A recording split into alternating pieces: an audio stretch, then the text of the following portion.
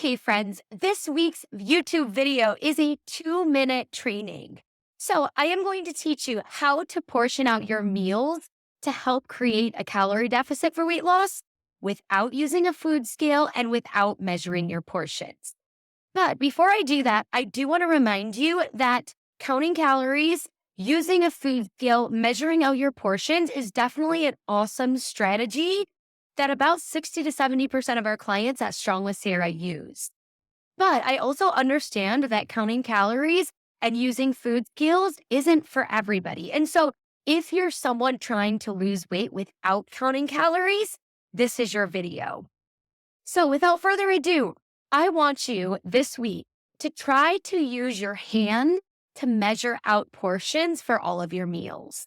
So what you're going to do is at most meals this week, I want the palm of your hand to represent any sort of lean protein at your meal. So maybe it's a palm-sized serving of scrambled eggs or of chicken or of tofu or of black beans or any serving of protein.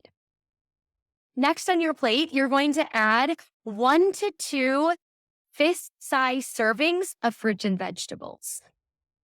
Broccoli, peaches, pears, peas, cauliflower, any fruit or vegetable of your choice. But if it is from a can, please be sure it's either water-based or fruit juice-based. We don't want anything in heavy syrup. Or if it's a microwave steamed veggie, be sure that it's plain and not covered in sauce or butter.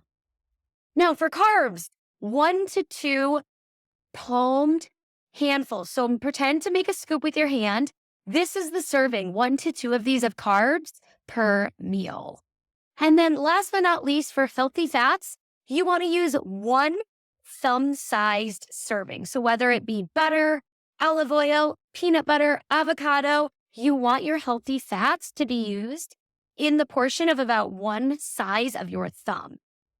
Now, last thing to note is that for most of us, we get that thumb-sized serving just by how we prepare our food. So I usually cook my veggies in a little bit of olive oil, or sometimes I'll use butter on my rice or something. And so for many of us, we do hit that with the condiments that we use when we eat. So give this strategy a try.